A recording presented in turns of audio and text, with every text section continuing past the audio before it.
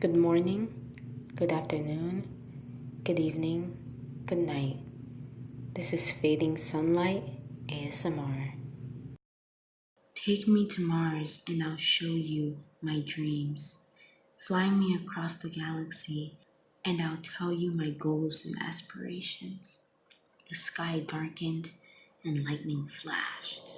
Hello. I'm going to read a poem. It's actually kind of long. There's a couple illustrations. I may not show all of them though. I wrote this a couple years ago. I went to a figure drawing session and I loved those. They were so much fun. Um, I got to practice drawing, which I'm not very good at, but I wanted to get better. So I went there to try to do that and also write poetry. It was one of the best times ever during college. And I have this one. Again, it's pretty long. I think it's all one poem. I'm not really sure. Um, I do have more that I might read as well. Let's just get started. She was odd, this one, shape-shifting from view, hiding from me and you, gone and back again, ever becoming a butterfly, losing her old skin, growing into something bigger and better, grounded, one with the ground. She feels the earth move to breathe. She calls on the trees for comfort. She glides with the leaves and rolls with the ocean. The earth is her being. She encompasses it. She becomes an element of the earth, wholly fixated in its orbit. Every breath she takes, every move she makes, guided by terror. They tried to save her, but she was fallen, dozing in the only atmosphere that wouldn't kill her lungs. She was hooked, completely entrapped. They pulled at her arms and the earth rumbled. Tendrils of branches and roots shot out from their crevices and coiled around her body. The sky darkened and lightning flashed. A warning. So still, she sat unbothered. They tried to set her free, but did not realize the freedom she already had.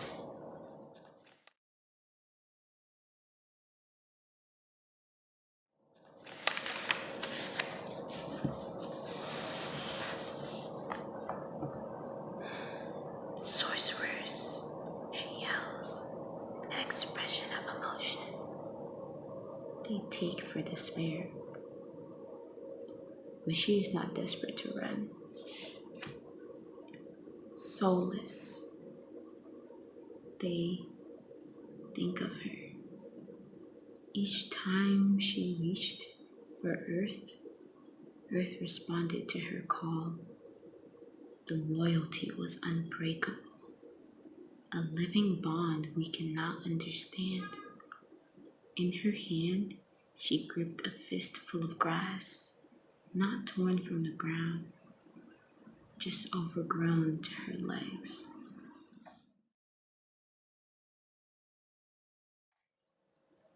They were afraid of her mastery of the earth, or better yet, Earth's mastery of her. Mother Earth flows through her, breathes a new sense of direction into her, grounded. They soon left her alone to Mother Earth. Coming back, the rescuers named her Daughter Life. She waved a goodbye, a crown of flowers planted on her head.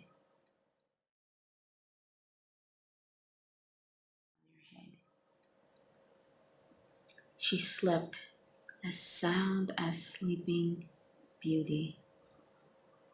She laid to rest with utmost comfort. The stress of the world melted away and far from existence. She laid covered in grass, covered in weeds, insects, microorganisms no one could see. She was lost in a hold that did not belong to her, away from a home that could carry and protect her.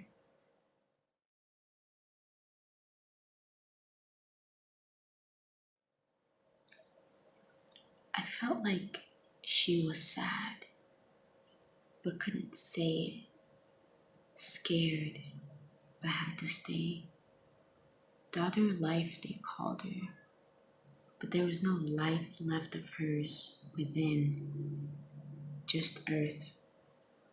She laid frozen on her back, arms and legs up, gasping for the stars. She sang a sweet melody, chest rising slowly, frozen. She was a sacrifice for Mother Earth, to Earth.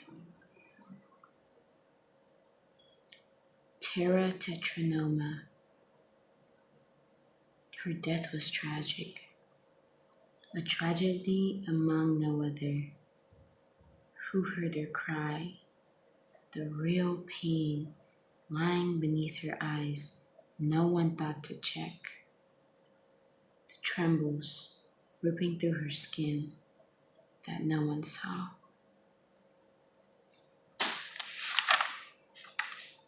And that is the end.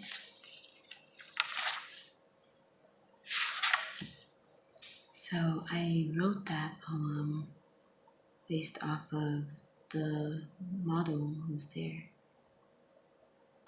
She just inspired this type of like story, of being trapped by the earth and like seeming like you belong somewhere, and then realizing that you're being used or being taken advantage of, and that the thing that was seemingly giving you life was actually draining you. And that's what was going on here. So she died for the earth. Well, it's more like Mother Earth used her life, took her life. Well, let's find another one. So I really do like that. I haven't read these in a long time, in years. If you watched my journal entry and poem reading, you'll know that I said this during that video as well.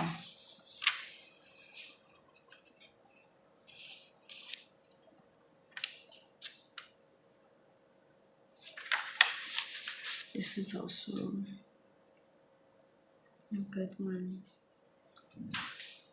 Let's go with this one. The sky, how high, how blue, the sky. Yes, it is too far above our reach, the limit. But what about space? What about the stars, the planets, the galaxies yet to be discovered? We still limit ourselves to the things we see. Well, even planes touch the sky. The blue that can turn into pink, purple, orange, red, even green at times. Probably more colors than our human eyes can decipher.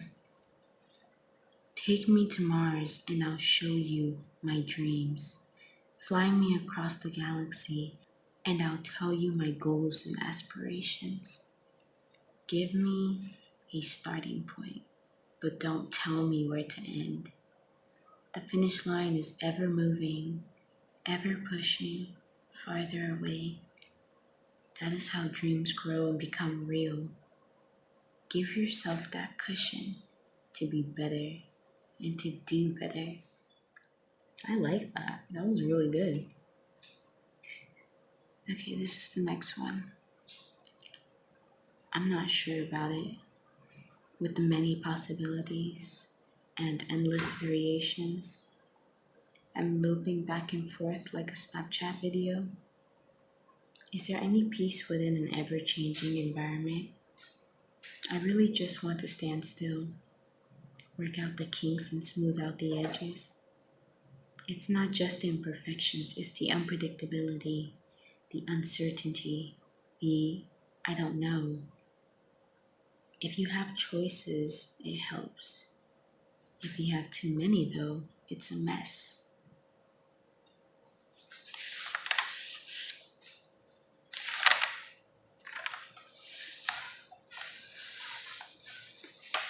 This is a long one.